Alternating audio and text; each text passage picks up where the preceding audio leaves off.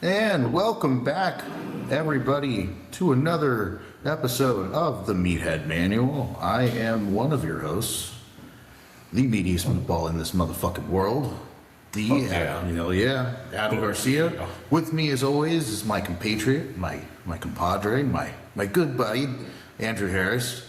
He's that guy. So, how we doing, buddy? I'm surviving. How you doing? I'm there with you, dude. Yeah, we both got a lot going on. Yeah, very much so. So we're going to be kind of going into a little bit about, and this is something that everyone, I watched Boondock Saints not too long ago. Don't tell me that was for the first time. No. Oh, okay. No. Okay, you rewatched it. Yeah, Gotcha. I was gonna say if you just saw it recently, I would be really disappointed. No, it's one of my favorite movies, and I forgot that I even had a copy of it. You watched it on DVD? I watched it on DVD. Yeah, so let me age myself a bit.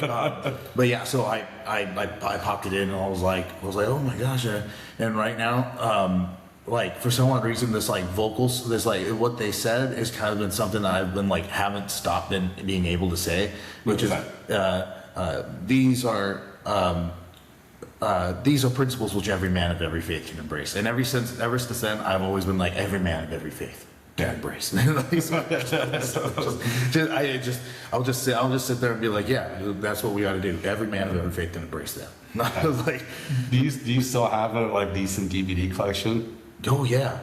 Oh hell yeah, dude. I used to too. I finally got rid of them all. Like, oh really? Like a year or so ago. So I had them in like the big tote containers, and I just like kept taking them everywhere I moved. And I was like, why am I keeping them? I'm never gonna watch a fucking Blu-ray again. Yeah, seriously. Like, I can watch whatever I want on streaming. It's the truth. However, I do like to keep certain movies. Like, I don't know where you can find, outside of like renting it off of Amazon Prime maybe, I don't know where you can find Boondock Saints. Yeah. Second, different streaming platforms will have like, if you're looking for like a trilogy, they'll have the first or the third, or the first and the second, but not the third. Yeah. That was Netflix for a while when it came with Lord of the Rings. And I'm not gonna lie to you, I have all 3 copies of the Lord of the Rings, and I'm not all extended editions. Yeah, extended versions. Of course. Nothing more, nothing less. And I'm going to keep those, mainly because it's like one of those things where it's like when I look at them, I'm like, I remember where I was when I bought these. Well, that was always a big thing. Was whenever new stuff would come out, I had to go buy the DVD. Yeah. And then like when the whole series came out, you got to buy the fucking collector's item box set. Yeah. Like when a lot of people are just like, oh well, I mean it's streaming on Hulu, or you can find it like for anime, you can find it on Crunchyroll. Yeah. And and I was like, but I remember when I was younger and I would want to watch like things like I would want to watch like different shows. Jessa was super into I think it was called True Blood? Yeah, True Blood. Yeah. Yeah, the vampire show. Yeah. Jess was super into that. Yeah, so it was a good show. I would like sit there and be like, I'm gonna wait for the season to get done. Then I'm gonna buy it. And She's gonna love me forever. And I can tell you right now, she has not watched one disc. Not one. They're not even open. Yeah. They're still in the saran wrap. Yeah, everything, dude. That's fine. So those are the days. Oh, dude, yeah. Friday night. Let's go to Blockbuster. Those are the fucking nights. Those are the nights. Dude, walk around. Yes. When I was a kid, it was like me and my friends would go to Blockbuster, either rent a video game or rent a couple movies. We'd just get a fuck ton of pizza and we would like push all the couches in my living room. Yeah. And just set up like a little fucking shanty homeless little shelter. Little did you know that like that was as best as ever gonna get. Seriously. Like one of my favorite memories I have, and now mind you, this is gonna kind of dive into like the kind of like preteen / teenager I was. Yeah. One of my best memories I have is my brother and I had our group of friends from the neighborhood come and spend the night at our house. And my mom like basically like laid out this giant tarp out in the backyard, and we slept in the backyard. And little did she know that we actually like chose that so that this way it would be easier for us to sneak out of the house, because we would do things like vandalism. We were vandals, dude. We were horrible vandals. No. Dude, we ran. We were vandals. Yeah, we run amok throughout the whole thing. We throw mailboxes into streets. We would chuck rocks through windows. All this shit, dude. Just pee in people's gas tanks. And it was really bad. Like, mind you, I'm waiting for the cosmic karma to come back from that. One of these days, yeah. And when it does, I will sit there and go, yeah, I deserve that. That's fine. It's okay. I get that. But like, now, with that being said, yeah, you're right. Those were the days. Yeah. Like, even though that they're like, I mean, there are a lot of different other stuff, but it's like, man, it's like, so far though, it's like if like an entity came to me and was like, I'm going to place you in a period of time and you can stay there and just relive it again. Yeah. That would be right before I joined the Navy. I was living with my two friends, Corey and Tony. Okay. And we had our own apartment together in the mean streets of La Quinta, California. But yeah, and we had like a 2-bedroom apartment. Me and my friend Corey, we took 1 bedroom, and then my friend Tony took the master bedroom, because at the time he moved in with his girlfriend, and then his girlfriend ended up like legitimately within a month of her living with him, like broke up with him and then moved out. So he was sleeping in the master bedroom. Me and my friend Corey were in the bed, and it was like, dude, don't get me wrong, like, it was rough because it was like the jobs I was working as I was helping as a maintenance man at an apartment complex, and then I was working as a host at a fucking restaurant. Okay. But like during that time, dude, I would go to work, and then I would come back, and because my friend Corey worked at a gas station and Tony was 21. Oh, so you go. Yeah, like they would just like, be like, hey, we're chilling out, we're drinking, you want to hang out? And I'm like, Fuck yeah. absolutely, I do. And at the time, I'm only 19, so it's not like I was like, Bad choice. yeah, dude, it was such good times, such good time, man. Yeah. But so with that being said, let's go into our topic today. What we're going to be talking about is. And is something that I actually have had a couple of today, this past week, is bad days. Yep. Everyone can characterize bad days as different things, and that is for me, I always kind of look at like bad days during training as, okay, weight didn't move right, and right now my body is screaming at me saying, hey, like, What the fuck? what are you doing? You know what I mean? Yeah. And it's like also too, where I can feel it is when it's like I like going into the gym, I'm already feeling burnt out. You know what I mean? Yeah. And so these are things that what we're going to go into is these are ways and things that we do as a way to kind of like mitigate those things, as well as kind of come back and reassess where we're at. One of the things that I was looking at was that like some people like reassess the whole week, or like they'll say, no, I'm just, yeah. Yeah. You're like, all right, I just need to shut it down for the week. There's too much going on. Let's take the week, figure out what I need to figure out, and come back next week. Yeah. And I can agree to that to an extent. Yeah, I'd say like it depends on what all's going on. Like, because a lot of times external factors are what's affecting your lifting. Exactly. So major life events happening, like say a family member dies. Yeah, take the week. Yeah. Go be with your family. Go do what you need to do. Figure it out. Lifting can wait, but if like you got a bad night's sleep, that's not a reason you don't take a week off. Exactly.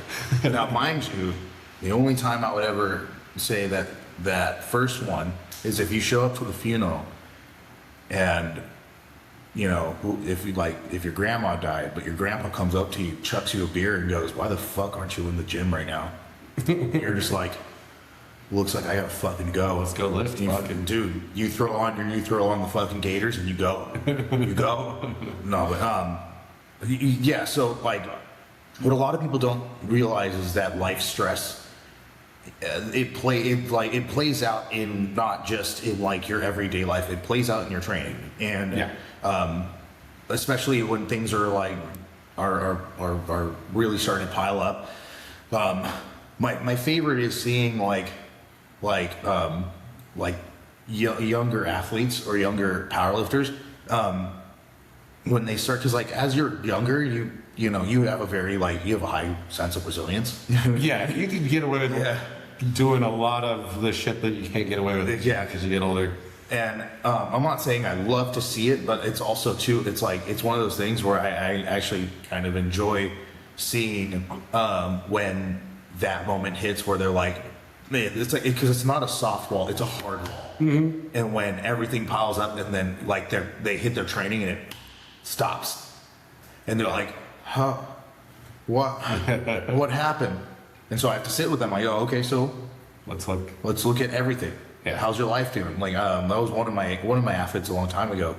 And she was like, well, yeah, we're in finals right now, and it's just, everything is really just a lot. And it's like, so every time I get it, I'm like, so I'm not getting under a barbell until about like 9, 10 o'clock at night. I'm like, how's your eating? She's like, I don't eat that much. And I'm like, okay, are you working during this time? She's like, yeah, I work shifts. On these shifts. Yeah. I'm like, okay, so, and like, is it a consistent shift each week or whatever? She's like, no, my shifts change every week. And I'm like, yeah, that sucks. Yeah, there's a lot going on. There's a lot going on right now. So it's like, it's understandable that you're hitting a little bit of a hard wall. Yeah.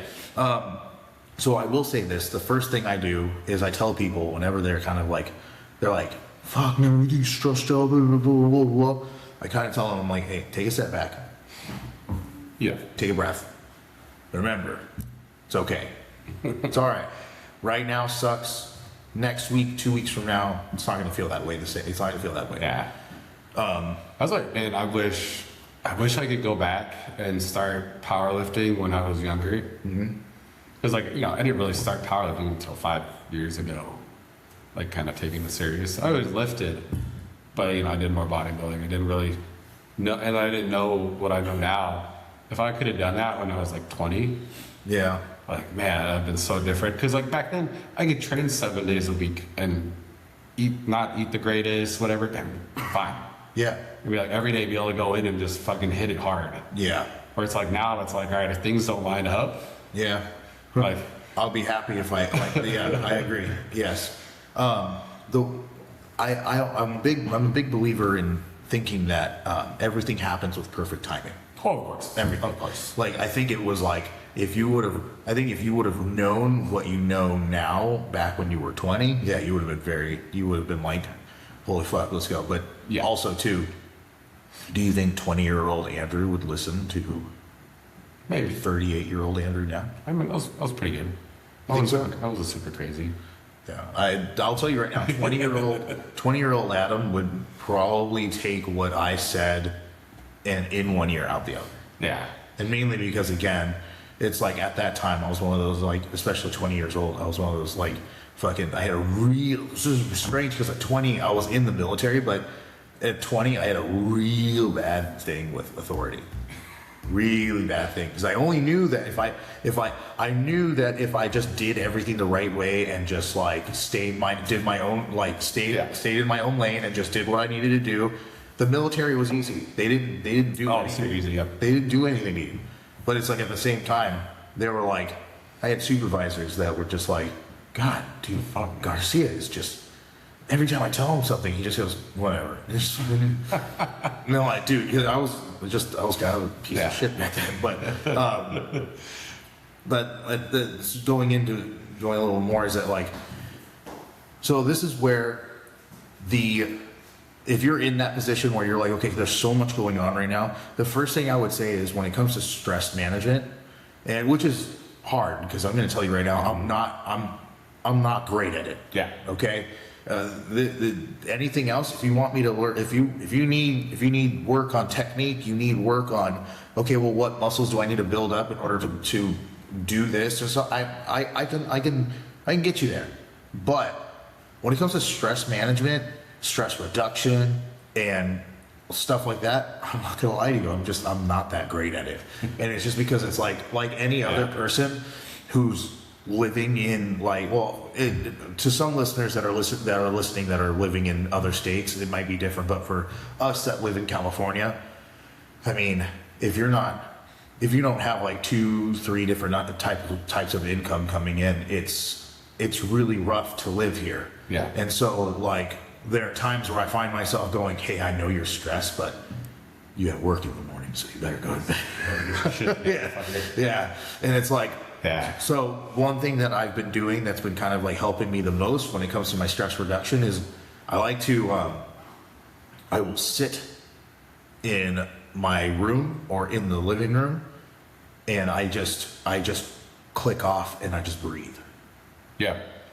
I just breathe. I breathe for, I do box breathing. Box breathing. I was going to say box breathing. Some people say differently. It's like 4 seconds in. So 4, yeah, it's 4, 4, 4, 4. Yeah. So 4 seconds in, 4 seconds hold, 4 seconds out, 4 seconds hold. Yeah. And yeah, you know, you don't have to follow that specifically, but that's kind of the idea. So you're slowing down your breath, really being conscious of it, just focusing on your breathing. And what that does is it'll kind of slow down your brain, but it also it starts to slow down your parasympathetic nervous system. So it starts to get all those systems in your body to kind of slow down, get your heart rate to slow down. Yeah, so that'll help a lot with the brain going in a million different directions. Exactly. Just stop and slow down and just focus on your breathing. And then once you can really master that, you start to notice like you can get into a zone where you're just kind of just there. Yeah. And that'll help really calm everything down. Like it's amazing how just doing that for a few minutes you can feel a lot better. Exactly. Big thing too also is, and this is something I learned from Andrew Huberman. Mm-hmm. He's a neuroscientist. Yeah. Great guy. I'm pretty sure you've heard of him, right? Yeah. Like, so I've actually recently had a few people say that I look like him. They're like, yeah, are you Andrew? No. I'm like, no, I wish. Guys, trust me. You think I'd be here if I thought Huberman? It's okay. No, trust me. I get. Yeah, he has a lot of good information. Knows his shit. I mean, this is what he does. This is his life. He does research on the brain at Stanford. Oh yeah. Like, pretty good authority to trust on anything that comes to the brain and everything. The most I have ever gotten is there's someone who said I look like Michael Pena if he died and bloated for 6 hours.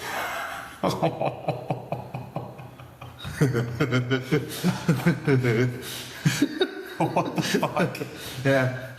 I thought it was a compliment. I'm like, I like Michael Pena. He's super cool. With that being said, another from what I heard from or what I saw from Andrew Huberman is there's this breathing technique, and I do it whenever I'm like in a stressful moment. Yeah. And it's like it almost feels like it's an instant calm down. And it's you breathe in as much as you possibly can, and then after that you hit another sharp inhale, yeah. and then you let out. So it looks like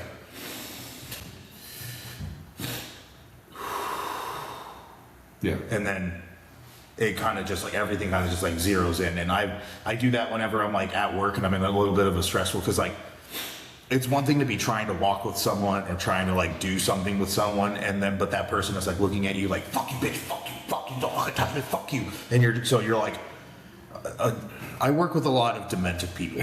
I work with a lot of dementia, old, elderly, as well as a lot of the psychotic. And it is a journey. It is fun. But it's like a box of chocolates. You never know what you're going to get. Never. And it could be sometimes it's a nice almond filled one, and sometimes it's filled with shit. Yeah, exactly. And I can tell you right now too, it's like depending, and it doesn't have to be like from patient to patient. It's literally like hour to hour, minute to Literally, dude. Literally.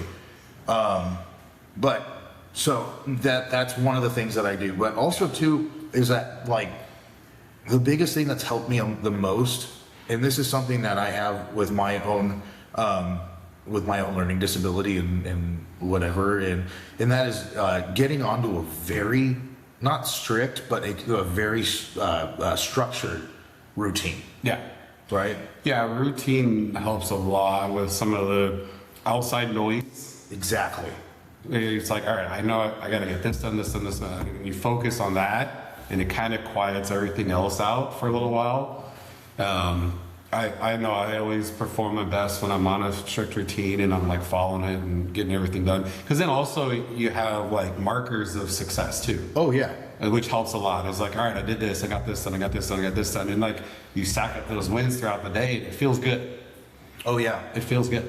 And it's like how I used to do it and how my therapist used to tell me was that like you would go in a planner. Now mind you, I have like 30 planners with like one page in them, and then they're just put down. So obviously it didn't start with good intentions. It didn't completely work for me, but this I might work for whoever's listening, and that is in my planner I would write down I would have it was like red, it was in different ink, and it was red, yellow, and green, and it was different priority levels. Your red is top priority, that needs to get done like yesterday.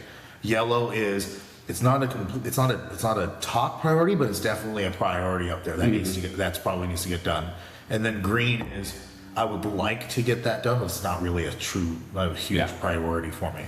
And so like the issue that would come is that like at the time is like everyone else can actually like fully prioritize everything, and it's like because that's the thing, if you can list out your priorities and be like, okay, so this is the top. Yeah. Right. So like my priorities were like at the time, school, gym, job, right? But like it got to a point where I was like writing everything in red because I was like, oh, that's a pretty big I need to do this, I need to do this. And I was like, this isn't working. And I just like put it to the side. I was like, you know, Andy Frisella? No, who's First Form CEO? No. No. Okay. Well, so Andy Frisella, he's First Form CEO. He also the guy that came up with the 75 hard. I'm sure you heard of that. I'm hard. Jeez, I'm speaking Chinese to you. I don't know what 75 hard is. Okay. I don't know what that is. All right. So Andy Frisella, he's the owner of First Form, the supplement company. Okay. He's also has several other businesses, runs a podcast and everything. But so he came up with 75 hard, which is like a 75-day mental fortitude challenge. So like you do, I think it's 5 things a day for 75 days straight. If you miss any of them, you start over. Really, really great program for anybody who like was like, all right, I need to like step up my game and got it. But he came up with the idea of, and this is what he does, which is really interesting. He's a power list. So every day he has 5 things. 5 things that are like your priority for that day, and that's it.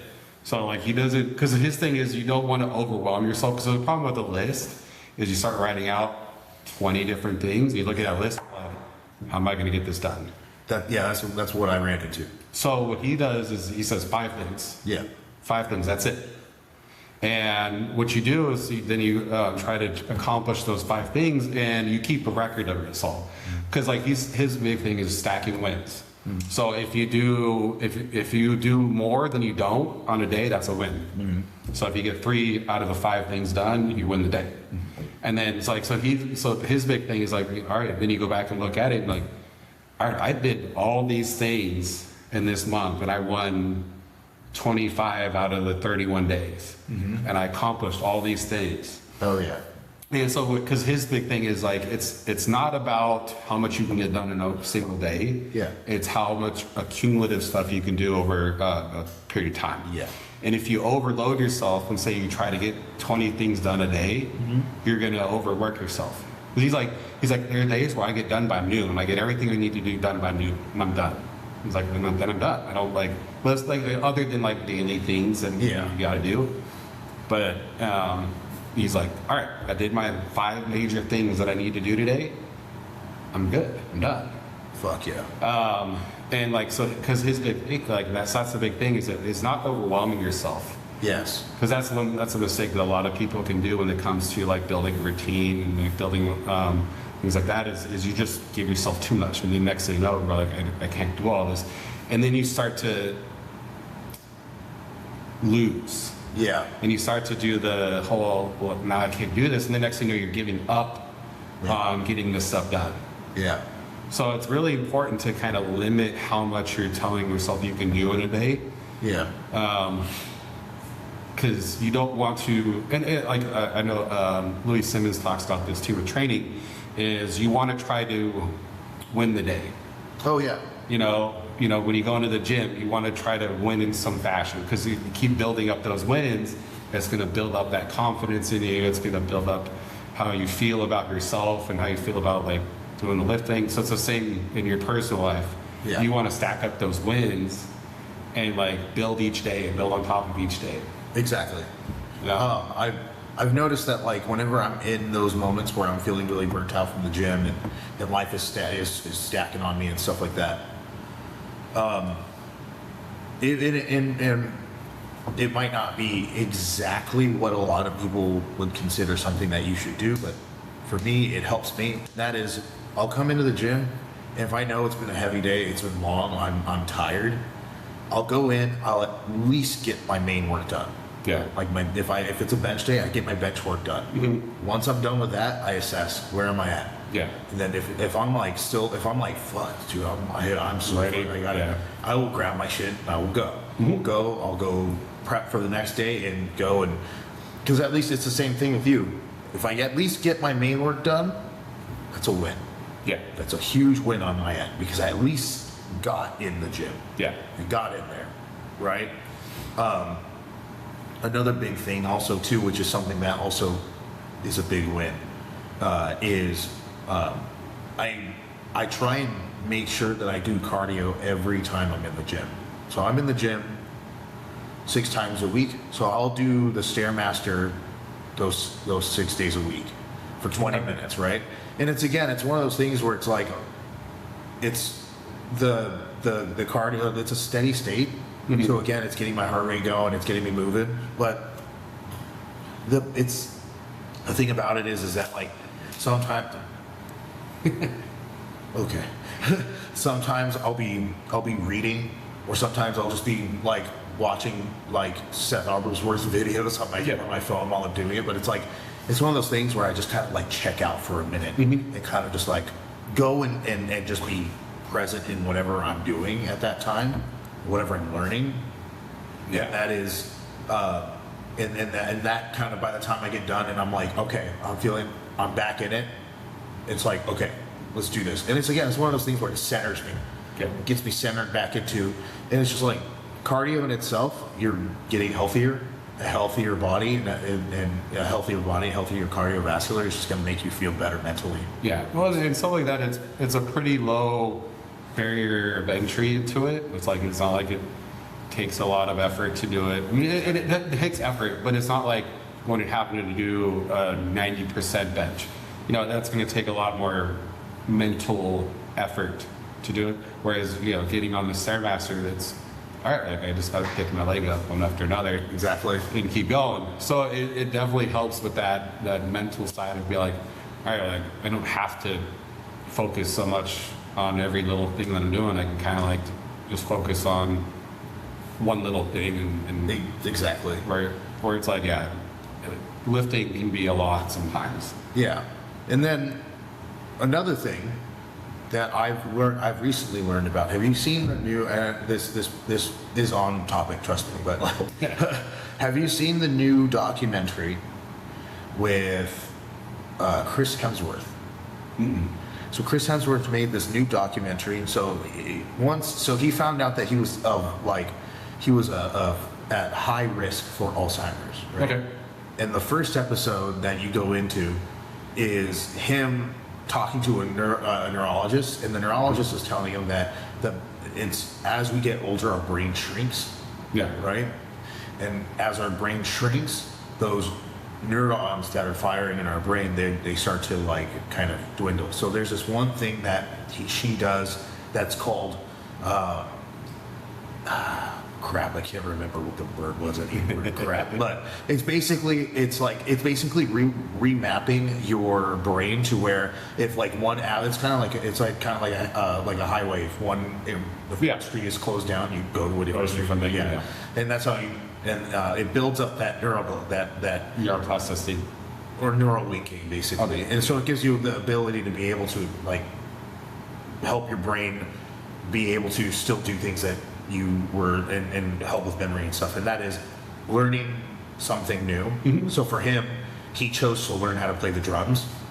Yeah. And like that in itself is I didn't know what that was beforehand, and I was always like, oh, but in a sense it's the truth. It's like you learn something different, or you do something like outside of powerlifting. It also helps with stress reduction as well, because it's like when you place so much emphasis on like, or you place so much feeling and priority in your performance in the gym, and you're like, okay, well I need to be like because I'm what's the word, I'm guilty of it as well. I'll show up to the gym and people are like, so when's the next meet? Like, hopefully November. And they're like, okay, so what are you trying to hit? What are you trying to go for? And it's like 2,100 pounds, and they're like, oh, so what?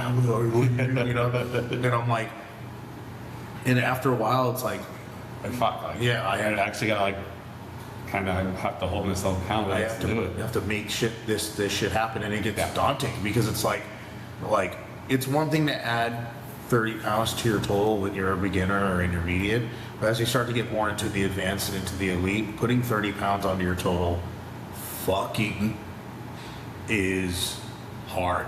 Yeah. It's hard. It's very hard. It's fucking hard. Yeah. And it becomes to a point where everything has to be meticulous. Everything. And so it gets stressful. And when things aren't when things aren't moving right, or you're just not there, life is life, you tend to kind of just turn around and just be like, well, obviously I suck and I fucking should quit this, and I fucking so that is why I'm huge on like, I turn around, I go, okay, Jim. Let me play with something else for a little bit. Lately, it's been Dungeons and Dragons. Yeah. Diablo. Yeah. Did you? I did. I'm like rocking on the Paladin build right now, dude. Yeah. I love Paladin, dude. This is so sick. I've gotten. I kind of had I got bored with my Paladin because it was so easy. So easy now. I'm like, all right, like I've done everything. I kind of want to play something else. So what are you playing as that? I made a sorcerer. Nice. I think I might, because there's a challenge in there to create a level 60 character of every type. Really? So I was like, maybe, yeah. So I was able to do a sorcerer in one day, level 60. Damn. And it just gets hard. Well, I haven't really played it, like gotten into like trying to do endgame stuff. Yeah, because life be life right now. Yeah. But yeah, so there's a couple of things on that. So one, with the brain, how it works and functions. So your brain acts like a muscle. It has cells and everything. So it needs that training. Yeah. Like your muscles, if you don't use it, your muscles go away. The brain's the same way. If you're not challenging it, learning something new, doing a puzzle, right? That's why like the Sudoku stuff is good. Like doing like little brain puzzles like that helps keep your brain from atrophying, because your brain can atrophy as you get older, because you stop learning. But so that's something important, I think, for people to take as you do life, is to always find something you're trying to learn. Yeah. Read, learn something new, do a puzzle, do something that challenges your brain, and that'll help you from some of the stuff later on in life. The other thing I was thinking about when you're talking about like trying something new, I was listening to, I think it was on Modern Wisdom podcast, and he was interviewing a guy, and he was talking about like, so he was talking about a friend who was like one of these high achievers, like whenever he tries something, he's got to like try to be the best at it. But his therapist was like, I want you to try something, and not try to get better at it. Basically, because what happens is when if like you pick up something that's supposed to be like a fun hobby, you know, but then you put the stress of better at it. Oh yeah, okay. It then doesn't become like a fun thing. It now becomes like, all right, well, I got to get better. I got to like sit here and watch these YouTube videos to get better, and you know, I got to do this and I got to do that. So it no longer becomes just a fun thing to do. Yeah. It's now another. All right, well, I got to get good at it. I got to do this. And so his challenge was to try to pick up something and just do it, and not worry about getting better at it, and not put in effort to get better at it. And he was like, I struggled. I couldn't do it because I'd always just want to like, all right, what I got to do to figure out this next thing. That's how my brain works too. Yeah. So I think that's something good to figure out of like, what is something that you can do that you just don't worry about getting better at, that you just enjoy. You know, because like there's not that much in life that you're just like, all right, I'm just going to do it and not worried about it. You know. Yeah, it's got to be one of those. And like, I'll be honest with you, if it is one of those, I always think about something that is a very monotonous task that I can kind of just like click out. You know what I mean? Like if at one point, I have my mom lives on a farm. I guess you can call it a farm, mini farm out in Pinion, which is like right near Anza. Right. And she was like, "Oh, it gets cold here, so I got to start cutting firewood." And I'm like, "You're over 60 years old. Let me cut firewood for you. Don't worry, I got you." And I just started cutting firewood for her. And like after that, I was like, it was just one of those things: block down, chop, block down, chop. And I was like, as I was doing it, it was like my brain was just kind of just like, all right, freak out now. Yeah. You know, that would be, because like anything else, I can tell you right now, if you were like, yeah, just play the piano, I'd be like, yeah, okay, I can just play the piano. So like, all right, let me learn all the skills. How do I get better at this? Like, you know what I mean? Because like that's hard. That's really fucking hard. Yeah, I mean, you want to be good at it. You don't want to be shitty at it. Exactly. So I can actually like be like, watch this. Watch me do this. You want to see people? Yeah. So if you can find stuff where you can do it without having. I like writing.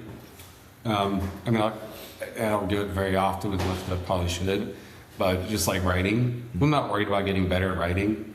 But I just like write my thoughts down, write some shit down that I had in my mind. Yeah. That's one that's like that's a good little. Yeah, I mean, get out of your way mentally.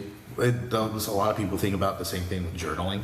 Yeah. So that's actually another good thing. Like if you are struggling a lot and there's a lot going on in life, especially if you struggle at night to sleep, if like your brain starts running, if you just write it down, that can help shut down your brain.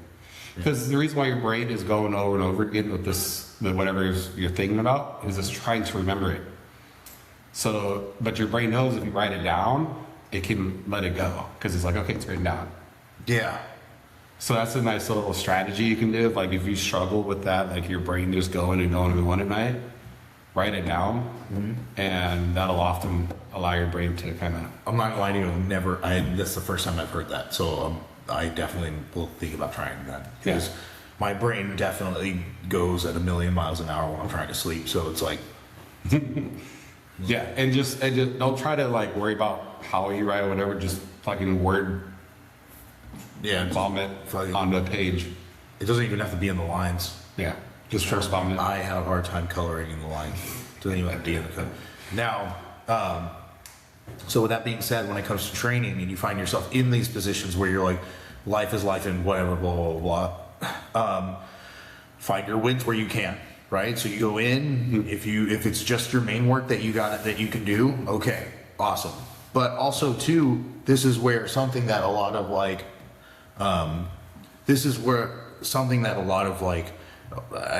just being around a lot of elite lifters, because there's some times where you have the elite lifter that's like, I don't give a fuck what's going on. I'm getting in there. I'm gonna fucking go and do what I gotta do. But then I noticed that for me, as I've gotten more advanced in my time of being a powerlifter, I definitely have to do check-ins with my own self while I'm getting into like going under the weight, right? So like this happened on Thursday when I was squatting. Squats were just moving like absolute butt, dude. Yeah. Like straight butt cheeks. And I got to my last warm up and I hit it, and after I hit it, I racked it, and I like really had a chat with myself and was like, hey man, all right, so it's all moving right. You're not in this right now, right? So you one of two options. We can either cut it here, go to our back downs, go do our thing, or because it's a top single, it's not like we're doing reps, it's a top single, get that. What are you doing? Like, yeah. What's going on? And have a little bit of a chat with myself. Now, the reason why what I'm talking about here is this is my version of auto-regulation. Okay? And for those of you that are newer, but are or more beginner into intermediate, now the point of what I'm trying to talk about is being able to check in with yourself, but also to get the chance to be able to kind of go, okay, this is where it's at. It's not moving right. Now, sometimes, more times than not, so long as you just get your mind right, get there mentally, more times than not, was locked in, you'll be fine. Yeah. Right?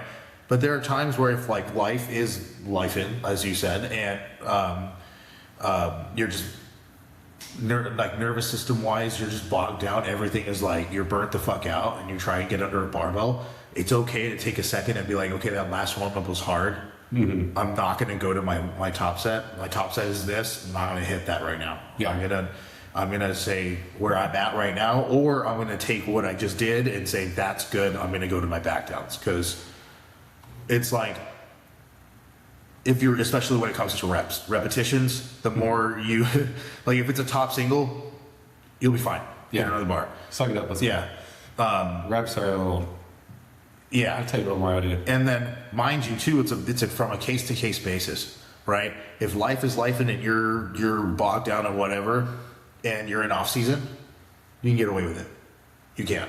Yeah. But if you, But I would say, like, you really have to be completely honest with yourself, because there's some people who have built up a ton of resilience to a lot of stuff, and they can handle a lot. And so when there's a lot of shit going on in life, they can still focus and do the shit they need. Yeah. So if those people, if I have somebody like that, and they come to me and they're like, hey man, like I'm really struggling right now, and I know that they're the type of people that they normally wouldn't say that, I'm like, okay, 100%, let's take it easy. Yeah, let's pull back. But, and now here's a huge but. The reason why it's a big but is because this is the majority of people. Go ahead. Majority of people haven't built up that resilience. They're like, their big problem is, well, somebody yelled at me earlier, so I'm like, I'm so distressed and disheveled, and you know. So when those people come to me and they're like, I'm not really feeling it today, I don't really want to do this. Let's be real. Yeah. You need to fucking get the fuck together. Get your fuck together. Get your shit right. Yeah. And let's go. Yeah. So that's where you really have to have an honest conversation with yourself, and you have to be real with yourself. Exactly. Because, yeah, if you really want to do well, yeah. and this is anything, but especially in powerlifting and strength sports, it's going to be hard. Very much so.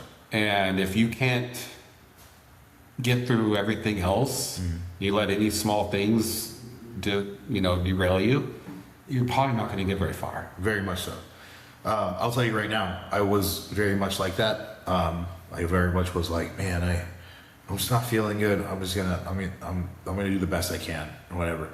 But then as I've gotten more and more into being and doing more and more hard shit, especially since I've broken the 700-pound squat barrier, I've definitely gotten to the point where I'm like, all right, this feels like shit, but fuck it, let's go. I was I will literally grab. I don't care if it was like last week. This past week. It was just it was 6:30 for one. But I know that where my body was just like, hey, like go fuck yourself. It was like, no, fuck you. Give me the ammonia and let's go. Yeah. Like, and it's like, but like it's also too. It's just like you said. You have to have those check-ins. You have to be like, fuck, this isn't. This feels. The moment I say to myself, fuck, this feels heavy. No. Yeah. No.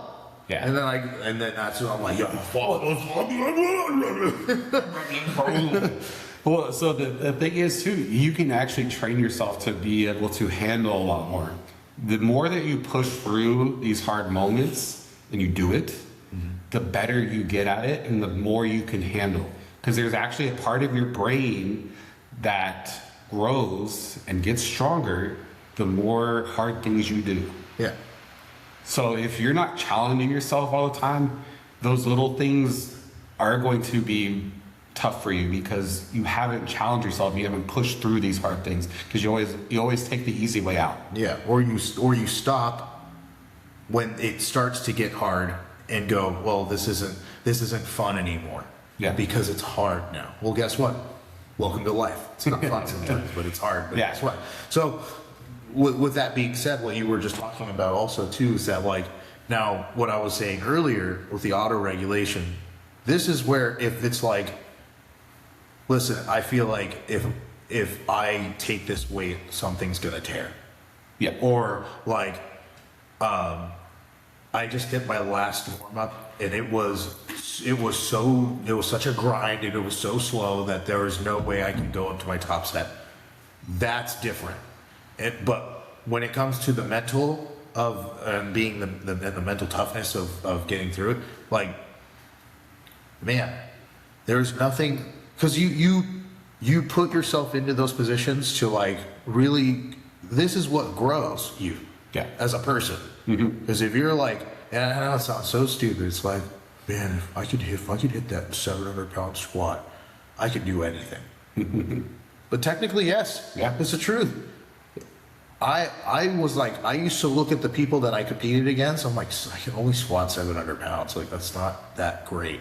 Motherfucker, dude, I just saw someone post something where it's like the top 0.01% of people can actually squat 405. Yeah. Right? So now you're squatting above 405. For me, I'm squatting now above 700 pounds. Yeah, I think it's out of the entire population. I think it's like 0.00000. I think it's like 6 zeros, 1%. Yeah, It's a very small amount of people. Exactly. The entire population. I was like, okay, like I can do some pretty crazy shit. Yeah, and it's like, it's the challenges that you put yourself through will allow you to grow, not just as an athlete but as a person. If you can stick to being consistent in the gym, if you can stick to being consistent in the kitchen, if you can stick to being consistent into the routine of planning your day to getting to where you need to be to train and get to bed on time and do what you need to do like a normal adult would.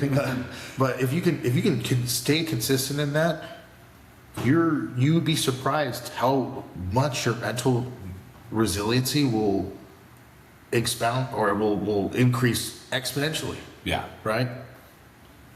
But, or with that being said, with auto-regulation and with being able to understand where you're at, it's like he said, you have to have that very honest conversation with yourself. And it's not fun.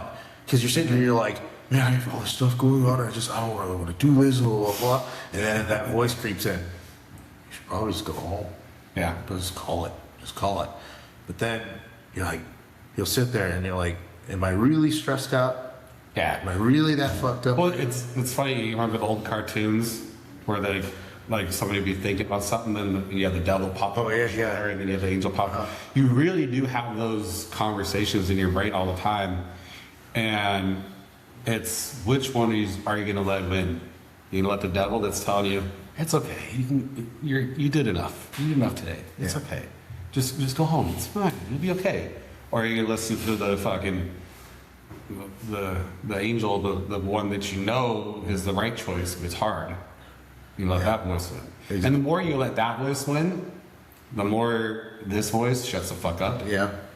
They don't even But- show up sometimes. They don't even show up. They know you're gonna what they're. So, but if you let this one win a lot, the devil voice, it gets louder and louder, and it's a really good salesman. It knows exactly what to say to you to make you not want to do it. It knows you. It knows you very well. It knows you just the right things to say. Like, hey man, Hey, you've done this before. Why do you need to do it now? Come on, you're fine. Just go. Couch is waiting for you at home. Dude. It feels so good when you sit down. Finally, you've had a really long day. Yeah. It feels so much today. Yeah. Just go sit down. It's fine. Now, that voice also gets louder when you don't do the if you don't get your ducks in a row to get like take for instance, right?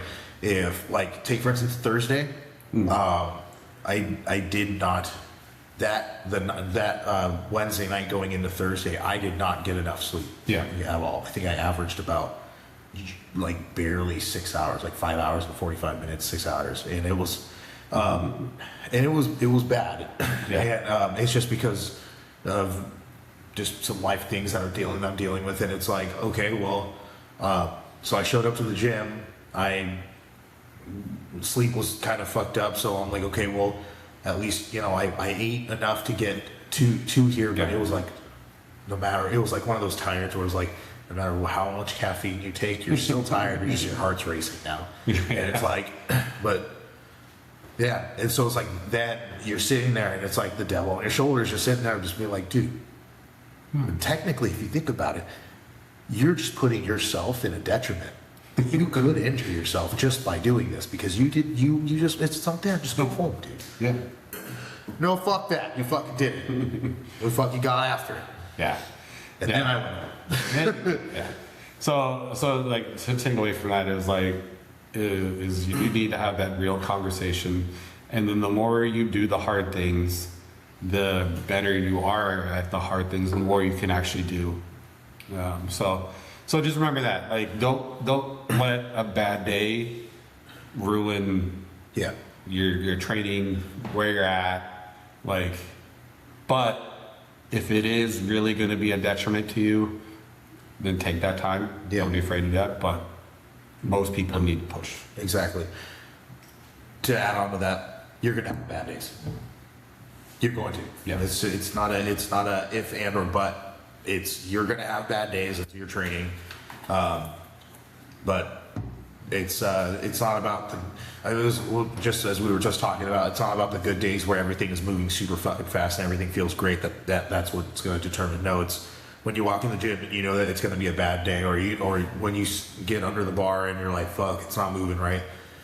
It's how you handle that and how you mitigate yourself to being able to push past that and continue on and finish whatever you need to finish, and that's going to determine the kind of how far you push into this sport, as well as like what kind of person you wanting to grow into. Yeah. So with that being said, Get into the next segment. let's get into the next segment. I have a piece of paper. I did bring it, and that is I'm peeved the fuck up right now. We're peeved. This is our segment called "Being Peeved the Fuck Up." We're gonna go through a pet peeve of mine that I really, and this is because I heard this recently, Yeah. and it's mind you, it was a younger person that said this. It's So definitely younger generation. they're like they were sitting on the couches. This was one of the last meets that we had, and they were talking, and they were like, yeah, man, I really feel like I could probably get this kind of total. And they're like, oh yeah. Like, well, I'm not gonna post anything because in case the bots are fucking watching. And I'm like, what? So for those of you that don't, let me Yeah, translate. please translate. It's basically someone. Biggest pet peeve right now is someone not wanting to post or talk about their training or anything like that in case their competition is watching or listening to them, so they can be like, oh, I'm gonna do what they're doing so I can get rid of. Hey man, no. On the full honesty of it, I can tell you right now, you're ops, your people that you compete against, they don't give a shit about you. Yeah. Because they're off doing their own thing. The only thing I can really say is,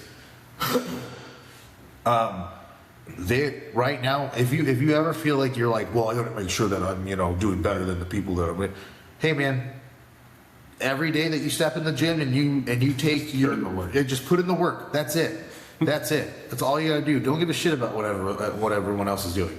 And I can guarantee you anything. No one cares what you're doing either. Yeah. I think someone said something a long time ago. It was.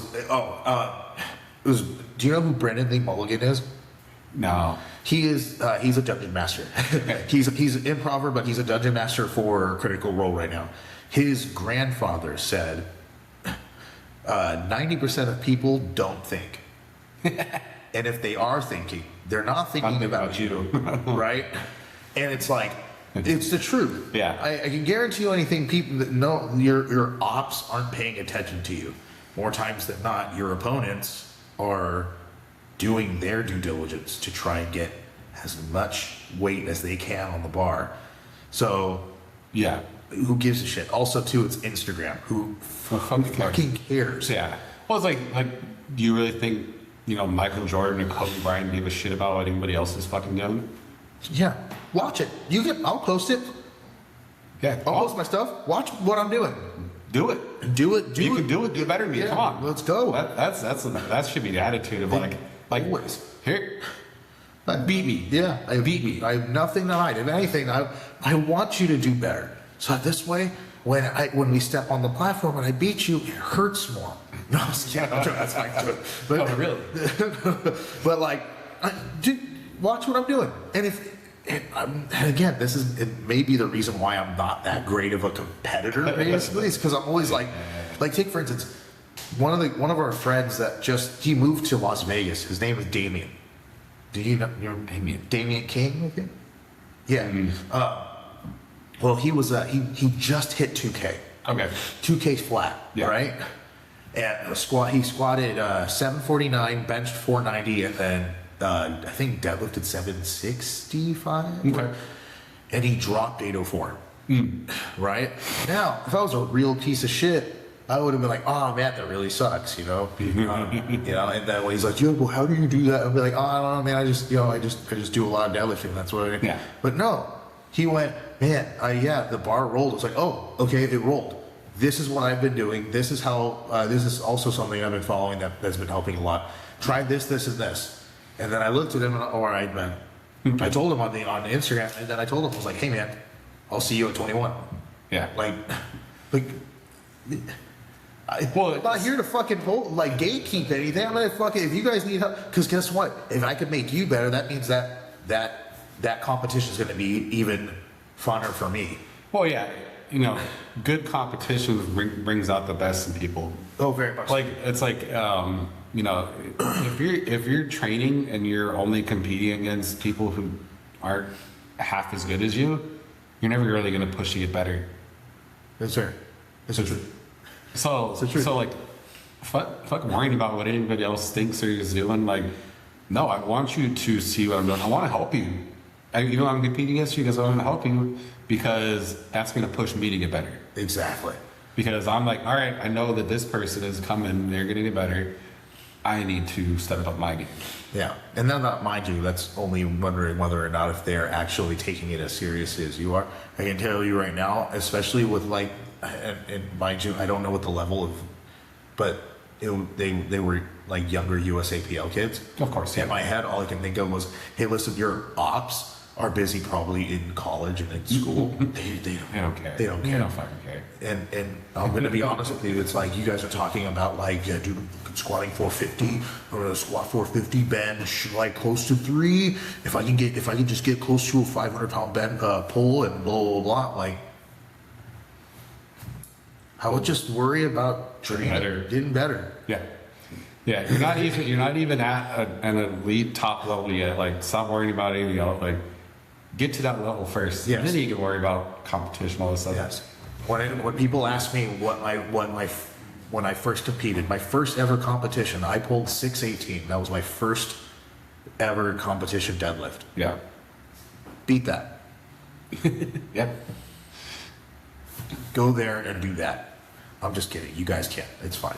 You probably can. It's not, that's a joke. But when it comes down to it, is that like, listen, who gives a shit? Just do what you gotta do and fucking train. It doesn't matter whether or not if people are watching or people are not. At the end of the day, all that matters is that when you step on the platform, are you gonna be putting on only 10 pounds under your total or fucking 50 because you locked the fuck in and you trained? Yeah. And let's be real. If you're not at the elite top level, you're probably not doing anything that isn't already known. Okay? Yeah. You're not holding some secret sauce. Yeah. Unless you're competing in a tested federation and you're using shit, then one, that's shitty. I'm gonna be honest with you. That's real piece of shit move. But yeah, unless it's not like sorry. It's the truth. Yeah, unless you're one of those top guys, you're probably not hiding anything that isn't already out there. Well, my opponent, he benches 3 times, only bench twice. Bench 3 times. If that works for you, who cares, dude? Just fucking do it. Fucking do it. Do something. I don't care. Yeah, it's funny. I heard that shit. That really peeved the fuck out of me, man. I couldn't help it. Like, it was just, I was like sitting there and I was like, yeah. And like, the biggest thing is that also too, I was at Compound yesterday. Went to Compound while the meet was happening at STS, and I had a moment where I was like, I was talking to, because there's like a handful of powerlifters that go to Compound, and I went over to. I was grabbing the deadlift jack and I was like, you're deadlifting? Are you a powerlifter? She's like, yeah, I haven't competed yet. I was like, yeah, I saw you two, deadlifting. It was pretty cool. Good stuff. Mm-hmm. And she goes, oh yeah, he's competed still. He's super competitive. And she's like, I haven't competed yet. And I was like, oh really? Why not? She goes, well, my numbers aren't really that competitive. Mm-hmm. And I was like, so go compete. Just do it. And but she was like very adamant about it. She was like, well, no, I want to be at least competitive. I'm like, you won't be. You won't be. Yeah. I'm sorry, you won't be. Like, your first ever competition, you want to immediately like qualify for nationals and worlds? I mean, you could. There are some people I know who can, but who cares if you're not? Just go fucking compete. If you want to compete, go do it.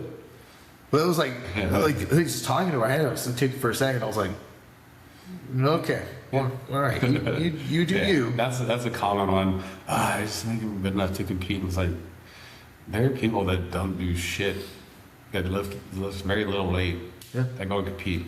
Very much. Don't worry about it. I've also seen people that have like just been like, hey, what's powerlifting? Stroll in, just destroy it in total. One of the guys also, as we're here, might as well just put it out there. Rest in peace, Ironmongers. Yeah, Ironmongers gonna be. That was the Ironmongers is one of the gyms that was out here in Vista that's closing down. They've been around for how long? 15? For a long time. Yeah, they've been a staple of holding competitions. Huge. A lot of good powerlifters. You've called that home for a while. I hit my first 2K total there. Yeah. My first 2K 2017 total, and it was in 2023.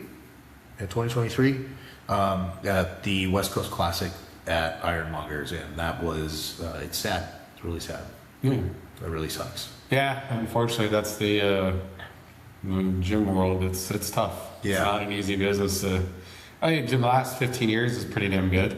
Oh yeah, very much so. Especially like that location. It's kind of a wonky location. Yeah, very much so. Like, I remember my first time going there. I struggled to find it. I was like, where do I go? What is? I was like, because my map, obviously, my Google Maps was like taking me over there, and I was like, I don't know where do you turn in? What is this? And then someone was like, you gotta go this way and come in. I was like, oh, okay. And then once I found it, I was like, holy fuck, this place is sick. Yeah. But gyms come and go. The first that's how I felt about California Elite. Yeah. Oh man, California Elite, I think they lasted till about, it was only like 5 years because they started in like 2015 and then they slowly built up until about like 2022. I thought they were there longer than that, but yeah. I can't remember, but man, It's a tough business. dude. It is. Especially the specialty gyms like powerlifting, strongman. It's really tough because it's very niche. It's not what the general public, because like that's what pays the bills is most people. That's the general public people. So it's not very attractive to those. Exactly. So it's tough to pay the bills just trying to get powerlifters or a strongman to come train. So Because powerlifters and strongmen are very, very fickle in a sense that, I'll be honest with you, it's with how expensive California is. They're always being a powerlifter myself, we're always looking for areas where we can get like, all right, well, I can't really afford $120 a month, membership, or it gets expensive doing all this other stuff. So we end up kind of like other powerlifters would be like, well, is there a good discount? But even beyond that, they're just not enough to really be able to have a successful business in this world. Because I thought about that too, because that's kind of one of the eventual goals of mine is to have a gym. And the reality is, you're if you specialize in something like that, you're limiting the amount of people that you can get into the door. Exactly. So that's something like I've thought about. I'm like, okay, well, I probably have to create a gym that has both, like a regular area for your common person, A lot of average cardio person, machines, yeah. cardio machines, and like a nice clean dumbbell and machine area. And then my idea is that kind of open area that's like a regular standard gym, and then you have this room off to the side, And that's where the real fucking and that's where all the ape shit happens. that's where all the real fucking so that's Blood and chalk everywhere. Another good idea would be like something that I saw that it's the gym that Seth Albersworth trains at, and it's your regular commercial. It also has like a lot of like powerlifting equipment, monoliths, all that stuff. But like it's regular. It has all the cardio machines, has a regular gym sets, right? But it also has like mat space on like the other side of the gym, and that's where they teach fighting. Oh, okay, cool. So like I've noticed that like when it comes to like trying to like, and mind you, I'm not a business owner, I'm not a gym owner, I'm just going off of like what I've seen that might be like, oh, that seems like a really cool. So like right now, a couple things that are like really getting a lot of people is high rocks, CrossFit, and fighting. I've noticed that fighting gets a lot of people, especially jujitsu. Yeah. You do jujitsu? Show me your jujitsu. Show me your jujitsu. Anyway, so I've always thought about that would be like if I ever opened up a gym, it would be like same thing as you. You walk in, it's a normal like run of the mill. There's a bunch of cardio machines, there's a bunch of machines, there's a little blah blah blah. But then like you have a key fob to kind of fob into the powerlifting room, and then on the other side of the facility would be like, oh, that's where the like classes for fighting, for Muay Thai, for all that stuff. Because again, it's like you can't like you were saying, if you just market yourself as a powerlifting or weightlifting gym, unless you have a good solid foundation of people that are like, we will train here until you are no longer a business. Yeah. But like even then, it's like also too, there's not, like you said, there's not enough powerlifters. But also too, it's like what you need in order for people to really like gravitate is you need fresh powerlifters, but also too a lot of like strong powerlifters. So that this way it's like, okay, well, stronger powerlifters get more media, more stuff like that. But strong powerlifters, they don't stay in the game for long. No. You know what I mean? You got a good couple of years of people being really strong, and then either they transition out to go do fighting, or they leave. They transition out because they're like, hey, I took a lot of tren and I cheated on my wife a bunch of times, so now I have to go fix my marriage. Or they transition out because they're like, hey, I don't want to do it anymore. I want to go do something else, And then they end up leaving, and then you're stuck with like, your numbers start dwindling, and they start making those blah blah blah. So, It's Yeah. it's a hard, It's a tough business. It's a tough business, man. Yeah. So, yeah, sad they're going, but hopefully it opens up some more doors for somebody else. And, Yeah. you know, they got some options up there, you know, that area. Oh, yeah. And I think there's a Metroflex in the area, and then there's also There's a TG. TG in that area. TG. They have some stuff. The TG. I think I was talking with Kelly. He was saying I think the TG there was like offered. I think he was talking to Keith. Yeah. Like what do you need for powerlifting? That they're Yeah. going to potentially getting the Yeah. thing they need for it. And like, yeah, so like the owners of TG, they are friends with Keith Valeros, and they asked Keith, what would we be like, what for advice? It was just for advice. Yeah. Let's put that out there for right now, just so as in case there's no rumor mill or anything. Keith had nothing to do with like putting together anything in TG Vista or whatever. They just asked him like, hey, if we were to try to have powerlifters here, what would be something that you would say? And Keith was like, oh yeah, so you would want to have this and this and this and this, and then just so happened that they put all that together, and Keith was like, oh sick, fuck yeah. So just so that no rumor created or anything. Yeah. But with that being said, we could probably wrap up here. So quick sum up of everything. You're gonna have bad days. They're gonna suck, but it's okay. You're resilient enough to get past them. Do the best that you possibly can. Auto-regulate if you feel like something is either gonna tear or you know that something's gonna that you're Something just might break. Something might break. Just okay. Let's ease up off the gas pedal, and then understand that social media makes you think that people care more than they do, and they don't. No one cares. So go do what you got to do and go train and get better. Yeah. Okay, love you. Bye.